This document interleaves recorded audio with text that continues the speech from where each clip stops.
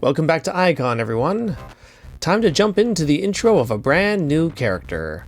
Fire in the Sky opens with a snowball fight outside of the Autobot HQ. This is kind of ridiculous, but I suppose it's nice to see the troops having some fun. Of course, this is unusual in that it's July, and they're in the Northern Hemisphere, so something is wonky with the weather.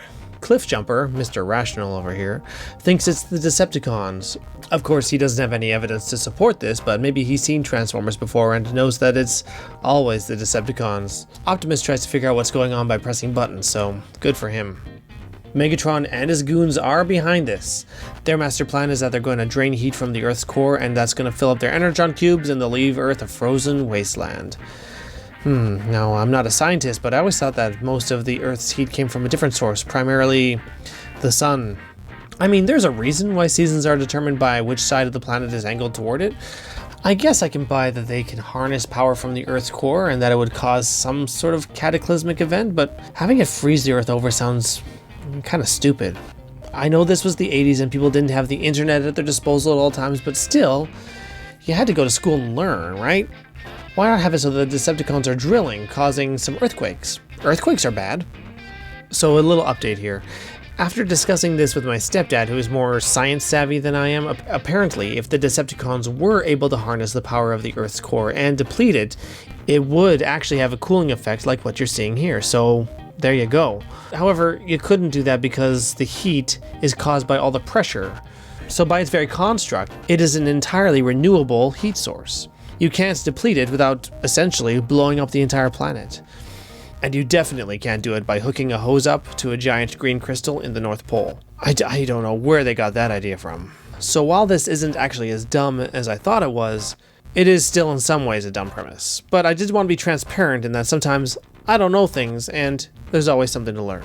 Anyway, we'll just need to get past this premise if we're going to get anywhere here. So Rumble starts bashing the ice and he finds a piece of something sticking out of it. The Decepticons unearth this machine and discover that it's in fact a Cybertronian. Not just any Cybertronian, but Skyfire, an old comrade of Starscream's from before the war with the Autobots. Starscream tells how he and Skyfire were on an exploration mission and he went a little too close to the planet and was dragged in by the gravity and crashed.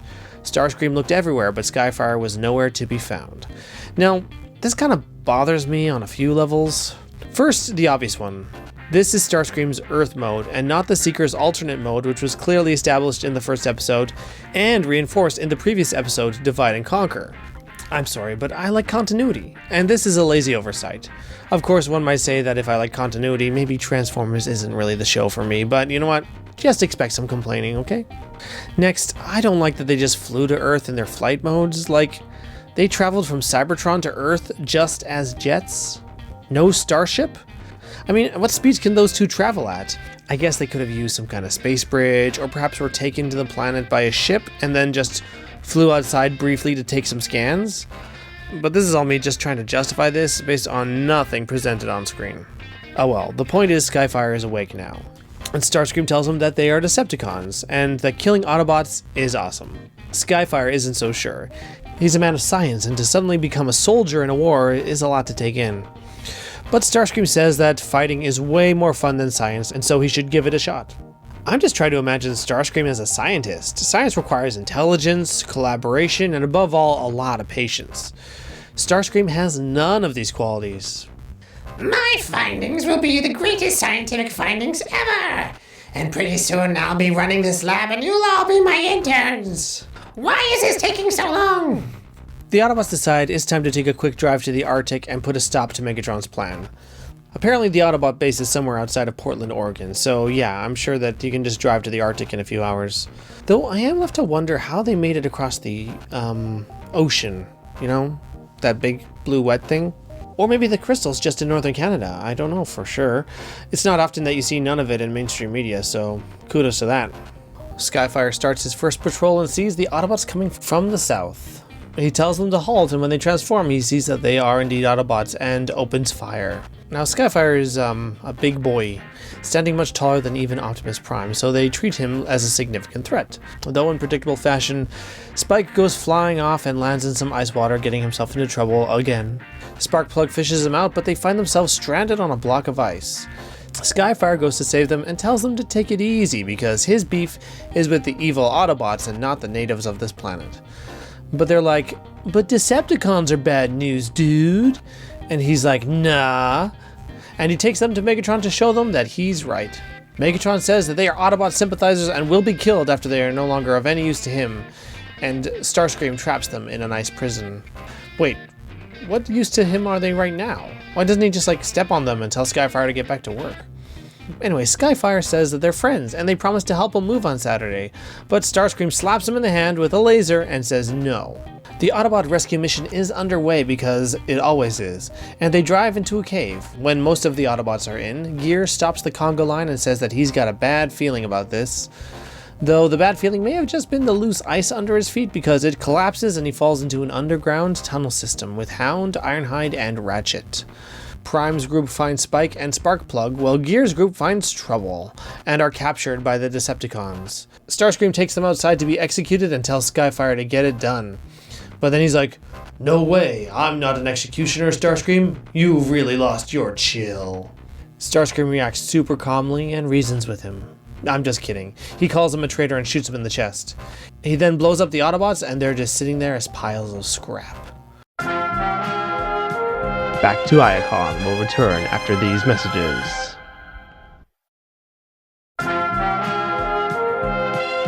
We now return to Back to Iacon. Starscream leaves in a huff and Skyfire laments over the Autobots, but surprise, they're not dead at all, and Hound used his holograms to hide them. Skyfire is relieved, but badly damaged, so Ratchet starts fixing him up. They meet with the other Autobots off-screen, and while Skyfire is being fixed, Laserbeak is spying on them because, of course he is. Megatron gets a message from Laserbeak that the Autobots are still alive, and he cusses out Starscream for being an idiot. Though, to be fair, Starscream did see them blown to pieces. So all the Decepticons go out to fight. The usual antics ensue. The jets fly around and get shot out of the sky, and Megatron and Optimus Prime battle one-on-one, this time with chunks of crystal. It's a fun battle with them doing tricks with their joints and, that kind of stuff that only robots can do. It's actually cool outside the box thinking. Skyfire flies up in the air and takes down Starscream by clipping him and damaging his wing. Starscream plummets to the ground and Skyfire loses control, but in a final moment of heroics, blasts the ice and buries the crystal that was channeling the Earth's heat. So in one fell swoop, he takes out the entire mining operation and gives the Earth a chance to heat up again. Alas, he crashes in the snow and is buried himself, so Optimus gives a speech about how maybe Jetfire was a cool guy after all. See what I did there? Fire in the Sky is a bit of a disappointing outing for the show. It's not outright terrible, since I actually like the character of Skyfire. It just feels like it had the potential to be very good. It's just that the story setup is so obviously harebrained with terrible science that it's really hard to suspend enough disbelief to give it a pass. Not to mention that Skyfire's story arc is so predictable. Right out the gate, it's clear this guy is not made for the life of a Decepticon. It's similar to Silverbolt and Beast Wars many years later. It's just very obvious he's not cut from the Predacon cloth. But in Coming of the Fusors, the story was compelling enough in its own right that the obviousness of his story arc wasn't that big a deal. I do like the idea, though, that there's an old comrade of Starscream's that was lost in time and thrown into a war without any context. And that he's large and powerful, so obviously Megatron would want to exploit him. And the fact that there's an origin story at all is something, because the characters in the second season would just appear without any explanation. Though Skyfire's sacrifice would eventually be undermined by the fact that he isn't really dead and would be brought back shortly after.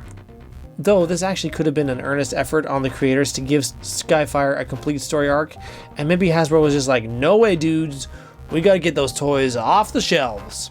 So they brought him back. Though I can't say for sure, so I won't dock points for that here. As an aside, Skyfire's origin in the toys is actually really interesting in that he was localized in North America not from a Takara toy line, like many of his peers were, but rather from the Macross series, which hadn't been brought to North America yet. So when Macross was brought over and localized to Robotech, there were some legal battles involved with the usage of this character. That's why Skyfire looks so different from his toy. He was heavily designed to distance himself from that series and even got a name change. He was originally named Jetfire and would actually go back to that name in future media. But that's why his vehicle mode doesn't look like a modern Earth vehicle when he transforms, because he wasn't from the same toy line as the others. And it was clever how they worked that into the story by making it so that he's retaining his Cybertronian vehicle form. It was a good workaround, so props to the writing team for that. but at the end of the day, the real-world origins of Jetfire / Skyfire wind up being far more interesting than his actual fiction one. So I'm going to give Fire in the Sky 2.5 out of 5. Interesting ideas, and the character is good, but ultimately it doesn't meet his potential under all that silliness. Though I think we can all be grateful that Starscream is no longer working in STEM studies.